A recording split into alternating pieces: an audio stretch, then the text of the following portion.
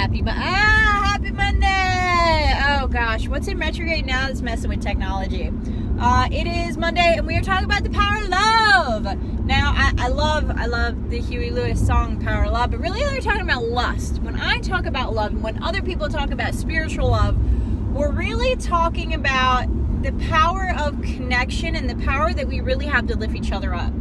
So when people come to me asking about love, when they're looking for a romantic partner, when they're looking for a life partner, and it's not in the cards, I tell them very kindly what I would tell anyone else, including a relative, my sister, whoever.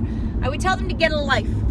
And what that means is, while you're waiting, you might as well do something and have fun anyway, rather than sit around miserable waiting for some guy to magically find you hiding in your house, binge watching a season of whatever it is that you're binge watching. No judgment.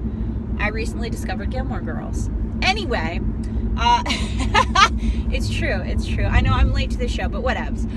So the power of love, the power that we have, even as strangers, touching each other's lives very quickly on a day-to-day. A smile from a stranger lifts my day, lifts my spirits.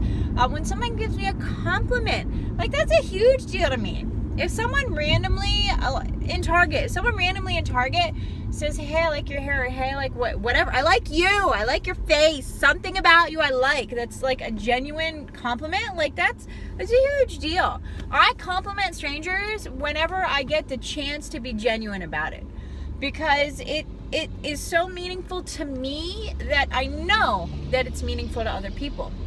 So when we talk about the power of love, we're talking about more than just partner love. We're also talking about family love. I love my kids more than anything in the whole wide world. And for whatever reason, when they're around, I somehow find the energy and the motivation to do more. I don't know how. It's magic. It's magic. I can't even explain it. Maybe it's the hormones kicking in, being like, do more for your children, whatever. They bring out the best in me. I mean, they also kind of bring out the worst in me, but they bring out the best in me. That is the power of love.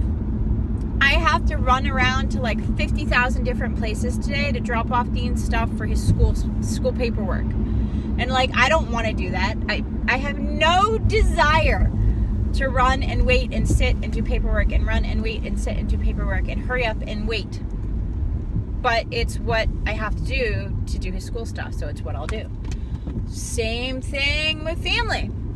I did free volunteer barn work for the family farm for forever. The majority of my life. Why? Because I love my family more than anything. And if they need help at the farm, which they do, and I know that I'm capable and able to give that time and service, which I was, well, then I need to be doing it. That's love. My love language is acts of service, if you can't tell. So to me, that's meaningful. And to my family, it's meaningful because it means that they have more time to spend doing fun stuff together as a family rather than scooping poop out of a stall. Happy stuff. Bonding times, especially in the dead of winter. Now that the kids are getting older, I look forward to getting back to the farm. It's not something that I wanted to do all the time, but I love my time at the farm. I love my time with family. It's meaningful to me. I love my time with my tribe, my fiber friends, who I don't even know if they're officially friends, but I consider them friends. We spend time together because the kids' schedule has been changing. I probably won't see them for another month. Just because they usually do their meetups on Wednesday, Thursdays. The kids are off Monday, Tuesdays now, and it rolls backwards, so I won't see them for another month. But I love spending time with them. I love interacting with them online. I love catching up with people and seeing what they're doing in their lives. That's meaningful to me. I like it. There are so many different ways that we can spread love. Strangers, friends, families, partnerships. I don't like to exclude the idea of partnerships. Partnerships are meaningful for a lot of people. Partnerships can be difficult. The power of love asks us to overcome and prevail And there are things that I've overcome and prevailed against that I shouldn't have because it wasn't love. But we usually, hindsight's 20/20, whatevs. So there's a lot that we need to look at, and we also need to be better at deciphering whether it is love or lust. I would suggest that we examine that as well this week. But your challenge via the power of love, as I want you, mentally or on paper or on video or however you choose to keep track of it, I want you to keep track of the times that you affect other people day to day. So, if I go to Target and I give someone a compliment, I have bestowed the power of love onto a stranger. If someone drives past you and you see that their face changes from a scowl to like better, maybe even a smile, just because you're smiling at them, you have bestowed the power of love. I want you to keep track of these instances. Why? Because we so easily brush them off as not important because it's someone that we haven't met and may never see again. But it's meaningful. Maybe not to us. Maybe to us, we really were just smiling, rocking out to whatever songs on the radio, and the person saw us and smiled. Or like, yeah, they're happy. Why can't I be happy? We spread the power of love in different ways. So I want you to acknowledge that even the little things can be extraordinarily meaningful to someone that's having a crappy day. I want you to make an effort to purposefully spread the power of love at least 3 times a day, okay? So make note of that. I did something nice for my family. I did something nice for my friends. I did something nice for my kids. Whatever it is, at least 3 times a day, I want you to spread the power of love. Oh, dude, I love this. If you are not in a relationship, that's even better. Have a little more fun with it. Do something different. Do something unusual. Of course, you don't have to spend money. I'm talking about acknowledging and being thoughtful about what other people want and need, which again is another way to explore the power of love. Let's see. So someone giving me a gift isn't as meaningful as someone helping me with a chore.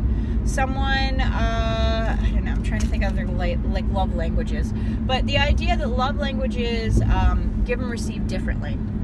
And so if you don't know what your partner or your family's love language is, kind of dive in and figure it out. And then play to that. Bestow them the power of love in their love language. If you are not familiar with the love languages, Google it. There's a guy that wrote a really good book and then a bunch more books talking about different love languages, how we give and receive love. I'm big on acts of service. I'm big on words of affirmation. I like to feel appreciated. It's kind of a big deal to me. But other people prefer gifts. Other people just prefer touch. There's that sensual part. But like touch in itself as a human condition, my kids love being hugged and squeezed. My autistic son loves wrestling and playing and kissing and tickling and raspberrying. And so that's a huge part of how I interact with them. I spend at least 10 minutes every morning and at least 10 minutes every night giving my son attention and affection in a physical, appropriate way, because that's necessary for him, not only emotionally, but also because of his physical sensory things.